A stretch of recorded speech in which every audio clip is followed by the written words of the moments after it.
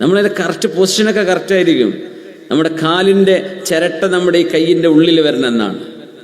കാലിൻ്റെ ചിരട്ടല്ലേ, ചില റുക്കൂ ചെയ്യുമ്പോഴും റുക്കൂ ശരിയാവുന്ന റുക്കൂ കസ്സഫ്ഹ എന്ന് പറഞ്ഞാൽ ഇങ്ങനെ വരണം, ഈ എൽ ഷേപ്പിൽ വരണം, 90 ഡിഗ്രിയിൽ വരണം. 90 നമുക്ക് സാധ്യമല്ല, നമ്മുടെ ഹ്യൂമൻ ബോഡി അല്ലേ. എന്നാലും ഇങ്ങനെ നിൽക്കരുത്. ചിലർ അതൊരു ഇൻകിസാറാണ്. അള്ളാഹുവിൻ്റെ മുമ്പിൽ നമ്മൾ വിനയാന്വിതമായി നിൽക്കുന്നൊരു സമയമാണ്. സഫഹത്ത് പോലെ എന്നല്ല എന്ത് ചെയ്യരുത്, മുഴുവൻ കുനിയാതിരിക്കരുത്. ഇങ്ങനെ മേലോട്ട് ഇങ്ങനെ കാലിൻ്റെ തൊടയിലൊക്കെ കൈവച്ച് നിൽക്കുന്ന പോലെ ഒരു നൃത്തം, ഒരു ചെറിയൊരു ബെൻഡ്, അങ്ങനെയല്ല, ശരിക്കും ബെൻഡ് ചെയ്യണം. നമ്മുടെ ഈ കൈയിൻ്റെ ഉള്ളകം കാൽമുട്ടിലേക്ക് പിടിച്ചു കഴിഞ്ഞാൽ അത് ശരിക്കും ചെയ്യാൻ പറ്റും. എന്നിട്ട് പുറം എന്ത് ചെയ്യണം, നിവർന്ന് നിൽക്കണം. എല്ലാവരും എണീറ്റ് ചെയ്ത് നോക്കി, സ്ഥലം ഉണ്ടെങ്കിൽ കസേരൻ്റെ അടിയിലൊക്കെ. അല്ലാഹു അക്ബർ. പുറം നീരണം, സുജൂദിൻ്റെ സ്ഥലത്തേക്ക് നോക്കണം, തലപൊക്കിയിട്ട് സുജൂദിൻ്റെ സ്ഥലത്തേക്ക് നോക്കണം. മാഷാ അല്ലാഹ്, മതി. ഓക്കെ, മാഷാ, ശരിയല്ലേ?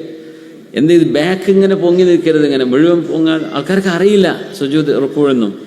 റുക്കൂ അറിയാത്തവരുണ്ടെങ്കിൽ വെറുതെ ചെറിയൊരു കുനിയൽ, അങ്ങനെയല്ല. ശരിക്കും ഒരു യജമാനൻ്റെ മുമ്പിൽ ഒരു അടിയാൻ ചെയ്യുന്ന ഒരു കുനിഞ്ഞ് നിർത്തമുണ്ടല്ലോ, ആ നൃത്താണ് ഈ റുക്കൂഴ്. അവിടെ സുബ്ഹാന റബ്ബിയൽ അദീം ബിഹംദിഹി എന്ന് ചൊല്ലിക്കഴിഞ്ഞാൽ പുണ്യ നബി തങ്ങൾ പറയും, ഖശഅ ലക സമഈ വബസരീ വമുഖീ വഅദുമീ വമസ്തഖല്ലത് ബിഹി ഖദമീ.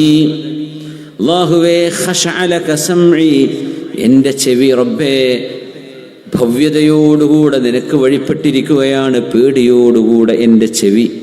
വബസ്വരി, എൻ്റെ കണ്ണും നിനക്ക് വേണ്ടി പേടിച്ചിരിക്കുന്നു റബ്ബേ. ഖശഅ ലക, നിനക്ക് വേണ്ടി ഖുശൂഇലാണ് റബ്ബേ. സമഈ വബസ്വരി, കണ്ടില്ലേ? കേൾവിയാണ് ആദ്യം പറയാം, പിന്നെയാണ് കാഴ്ചയെ പറ്റി പറയാം. നമ്മൾ തുടക്കത്തിൽ പറഞ്ഞു അത്, അതിൻ്റെ രഹസ്യം എന്താണെന്ന്.